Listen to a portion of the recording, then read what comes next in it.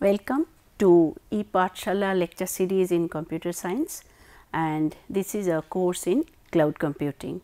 Today we will discuss about web services. So, the learning objectives of today's class will be like this. We will first discuss what is a service oriented architecture, and thereby we will see that what is the role of web service in that service oriented architecture and give an introduction to that.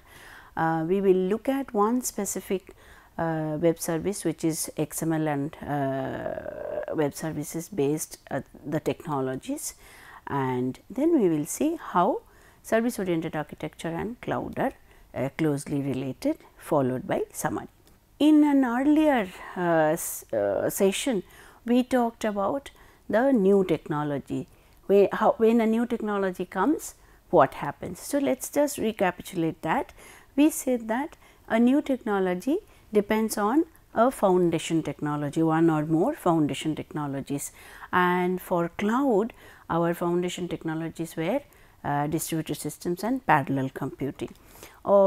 Then we said that a new technology is also dependent on the enabling technologies, technologies that help them come across or come forward.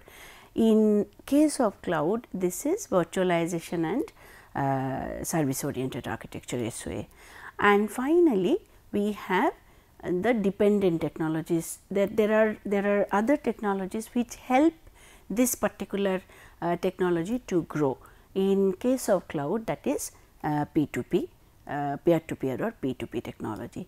So, we discussed distributed systems in details, and we discussed parallel computing as a little relevant mechanism. We discussed again in great details the virtualization mechanisms. Today, we are going to discuss about SOA or service oriented architecture. Now, this service oriented architecture, the service orientation is a way of thinking in terms of services and service based development. We also need to worry about what will be the outcome of a service. So, this SOA is the style of an architecture. So, it is called an architectural style that allows one to have a service oriented architecture or a service orientation. So, basically everything will be dependent on a service will be provided and a service will be accepted by the client. So, how does it look? The features of service oriented architecture will be the following. So, this framework will have several web services which will be all be required as part of the service orientation or service giving that service. These services, or as we call a web service, will be delivered using the SOA framework. So, there should be a set of standards that should be followed for delivering the service. Therefore, we call that web service is nothing but the implementation of a service oriented architecture. So, web service is one of the methods using which a service orientation can be realized or implemented. So, why we worry about SOA specifically? Because that is the logical method using which we can create a service oriented mechanism. So, these will be the services will be provided to the end users and even to other services. That perhaps is the most important part of having a web service via a publish, subscribe, discoverable interfaces. So, let us, before we get into the SOA, let us look at what is a service. What do we mean by when we say the term service? So, some activity which will be repetitively, which can be repetitively done sometimes or most of the times related to a certain business having a specific representation, so that we can identify that this is the service that has a specific outcome or a result, and that can be invoked by a user or whoever needs that service. We call, when all these characteristics are present in a software program, we call it a software service. So, typically an example may be a cash transaction in a web portal. It could be an online examination. It could be a blog or publishing examination results or election results. All these will be or are examples of how an automatic service can be used. So, a service can have a composition of multiple services. So, one service may not be necessarily one fundamental service, it can be composed of multiple services. So, if there are many more services, together we can create one service. This composition or all the complexity that are relevant to implementing such an environment should be completely transparent to the user. So, user should not be aware of the complexities behind the scene. Now, what are the different types of services? Any one of the three types of interactions that are possible. One is a man-to-man interaction. In a man-to-man interaction, we see that there is one human being who is the end user, and there is another human being who is the service provider, and there is an interaction between these two people. In a man-machine interaction, we see the user is still a human being, and there is a machine which can provide the service, and there is an interaction between these two. In the third type of interaction, which is a machine-machine interaction, in this we see that one machine requires something from another machine, and there is an interaction. So, if we look at the these three, we see that the last one, that is a machine-machine interaction, is what is specified to be a web service. So, if we quickly go through an example, we see that man to man will be a typical, we go to a vegetable shop or to a vendor and we buy something, that is my man to man interaction. A man machine is when we write an online test or pay money for buying something, that is a man machine, or take money, withdraw money from an ATM is a typical example of man machine interaction, and machine interaction are the web services that we are talking about, where one machine is the service provider, another machine is the service end user, and these two together without having a human interaction they can create the service. So, so let us look at now the web service per se. So, it is a software application that works by interacting with another application. One of these act as a provider and the other acts as a consumer or client, and this is a this has to be on a machine to machine interaction. So, at the conceptual level, we have this software component, we provide these through our network. So, in the network, the endpoint where the service is available should be accessible to the user who is residing on another part of the network or at the other end of this communication.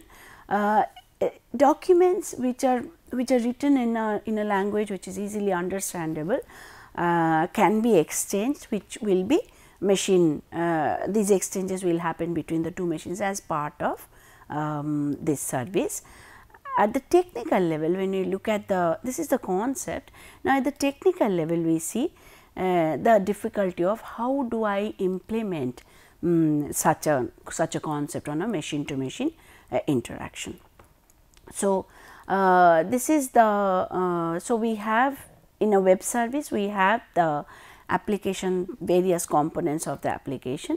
Then these applications must interact with each other based on certain mechanisms, which must be some standard communication protocol, already established communication protocol.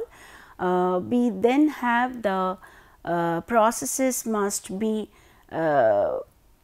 framed or must be encapsulated using some mechanism which is standard and which is understandable by both sides, and then these will be described. The messages must have again a predefined format using which these messages will be described, so that again there is no misunderstanding or no understanding it wrongly between these two processes. And it will provide the endpoint description, how to access, where to access, how these points are to be discovered. All these should be clearly mentioned, and it should be perhaps the most important part is it should be discoverable. So, when all these characteristics are there, we call a service a web service.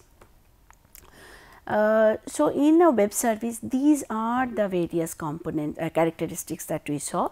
It should be XML based. Why XML based? Because XML is the de facto standard for expressing a message without getting into a misinterpretation. And these applications should be loosely coupled, because if we bind them very tightly, then the flexibility of the system is not there. So, the applications must be loosely coupled, and it should be coarse grained, so that very fine grained applications have the natural problem of being very related to each other. So, a coarse grained application is more suitable or characterizes web service. The exchange mechanism can either be, communication mechanism can either be synchronous or it can be asynchronous. Therefore, when we saw in distributed systems part, when we had the communication, that communication can either be synchronous or asynchronous. In a synchronous communication, I assume that the listening side or the server side is up and running and waiting, listening on a port on a specific endpoint to receive the message. In an asynchronous communication, the sender sends, but the receiver may not be in a position to receive right away, but at a later part the receiver will receive the message eventually. It could be RPC based. We learned RPC in detail, and the same mechanism can be used here, and it supports document exchange. What is a document? What is the importance of document exchange? Then if it only supports a specific kind of message, then the description of whatever is not, there is not much scope of describing. Since our web services, this service oriented architecture, specifically one kind is where I have the opportunity to use a specific description, it helps to describe the complexities or the requirements of the service, and therefore have a very clear cut clean service mechanism. So, to look at the web service integration, let us think that there is a user who is using a specific browser, and through the internet the user is able to contact the web server. This web server contains whatever application the user wants, and through the internet it can contact the web server. But the problem of this mechanism is that if the web server is down, if a different version of the application has come, for all such things we need to take out the web server, redo the work in the web server and put it back. This inconveniences the user. So, to avoid that, the next thing that came is attach a database. Now, take away the data from the web server to the database and let the web server know the address of the database. Now, if there is a change of a version or some new data comes, we do not need to take away the web server as such. The browser still continues accessing the web server, but the web server now accesses a different database. So, this works gives a certain kind of flexibility to our web server based scenario. Even that is not sufficient. When that is not sufficient, we take away the whole application from the web server. So, web server remains as a simple front end which gets accessed by the client, and everything, the application and the data go to the back end, and these are managed and accessed by the web server. So, now if the application changes, if the data changes, if the application server fails, there is no problem, because this will be handled by the web server. Then all these connections can be done using a JDBC connection. Then the legacy applications now can reside somewhere in some servers and can be accessed by the application server totally transparently to the end user who is sitting at the browser level. Then came the question of safety. Then we put a firewall around the web server, saying that do not access the web server, only access through the firewall. So, this forms a very secured environment where through a browser one service can be accessed with complete flexibility. When we replace this browser with a similar kind of another machine, and we allow this machine also to ask for a service to this machine, and this machine can ask for a service to this machine, we call it a web service application integration. So, web services are self-describing. They have the mechanism of having the descriptions of their own. They are a self-contained software module. They have everything within that and no need for an outside intervention. Through the internet, they can be accessed via networking, via internet, which is standard networking. It can complete its task. So, however many servers need to be included or need to be orchestrated, the whole task can be completed by the web services without any manual intervention. It solves large problems, very large problems also can be resolved using web services, and it can conduct transactions. So, monetary transaction, I take some money from a bank and pay for certain service, all these things can be done using through web services. And the architecture that it uses is a distributed architecture, of course, that goes without saying, and therefore, the applications that interact with each other are they reside in geographically different locations, and even a private networking can be used for implementing a web service. So, let us look at an example web service. This can take many forms. When we talk about a self-contained business task, typically what comes to the mind is the fund withdrawal or some deposit of money. Full-fledged business process, an example will be some office supplies that can be purchased, or a travel arrangement that can be made using a web service. An application is can be anything like a life insurance, or some forecasting or something like that, that is an application. And a service enabled resource would be to specific backend data when I want to access some resource through some service. It is a service enabled resource that may contain some students record, that may contain some medical record, or that may contain any pertinent information that we need to access.